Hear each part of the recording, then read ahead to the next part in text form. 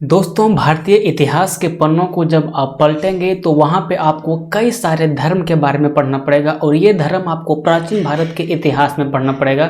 जैसे आपको जैन धर्म, बौद्ध धर्म, आपको हो जाएगा शैव धर्म, इस्लाम धर्म, वैष्णव धर्म, आपको हो जाएगा पारसी धर्म। इस तरह के तमाम धर्मों के बारे में आपको पढ़ना पड़ता है प्राचीन भारत के इतिहास में। लेकिन उसमें से भी सबसे महत्वपूर्ण धर्म की बात किया जाए तो वो होता है आपका जैन धर्म और बौद्ध धर्म। और उसमें से हम लोग आज बात करेंगे बौद्ध धर्म के बारे में और उसके अंदर भी हम लोग आज बात करेंगे बौद्ध धर्म से रिलेटेड 4 पॉइंट जो एग्जाम में बहुत ज़्यादा आते हैं। अब इस टॉपिक को समझाने से पहले आपको कुछ बातें बता दें। कोई भी इंसान पैदा होता है तो उसके लिए उसका माँ बाप उस दिन को कुछ अलग चीज़ से जानते हैं। अगर उसका बच्चा कोई ज़िंदगी में अपना सक्सेस हासिल कर लिया तो उसको इंसान कुछ अलग चीज़ों से जानते हैं। अगर उस बच्चे की मृत्यु हो गई किसी खास डेट में तो उससे भी लोग कुछ अलग जानते हैं। उसी तरह से गौतम बुद्ध के साथ हुआ। जब गौतम बुद्ध ने 29 वर्ष की अवस्था में अपने घर से त्यागे, अपने घर को छोड़ छाड़ दिए और चले गए कहीं पे अपना तपस्या करने के लिए, तो उसको लोग कुछ अलग नाम से जानने लगे। जब उन्होंने ज्ञान की प्राप्ति कर ली तो उसे लोग कुछ अलग तरह से जानने लगे। और जब गौतम बुद्ध ने ज्ञान की प्राप्ति हो जाने के बाद जब इन्होंने अपना उपदेश दिया, किसी भी इंसान को जब नॉलेज हो जाता है तो किसी दूसरे को बांटते हैं, तो जब इन्होंने अपने ज्ञान को देना शुरू किया, अपना पहला उपदेश देना स्टार्ट किए, तो वहाँ से उसको कुछ अलग नाम से जाना गया। और जब इनकी मृत्यु हो जाती है तो इसको भी लोग कुछ अलग नाम से जानते हैं। तो आइए इसी के बारे में इसमें जानेंगे।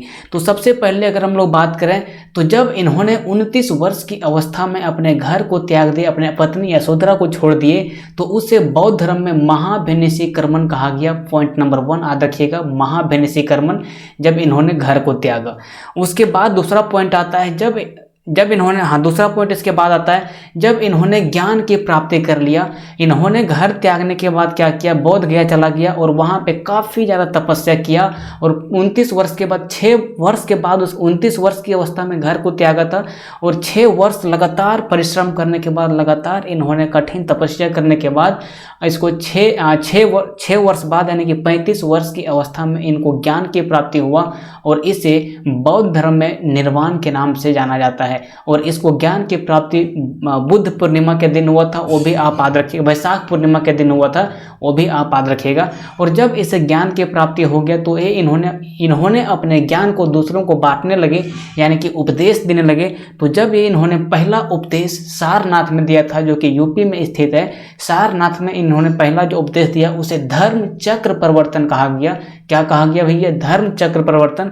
और जब इन्होंने पहला उपदेश दे दिया तो ये किसी के यहाँ रुके होंगे, तो वहाँ पे जिसके यहाँ रुके थे उन्होंने खाने में जहर मिला दिया था और उस जहर को खाने से गौतम बुद्ध की मृत्यु हो जाती है। और इसे बौद्ध धर्म में परिनिर्वाण के नाम से जाना जाता है। तो ये 4 पॉइंट याद रखिएगा।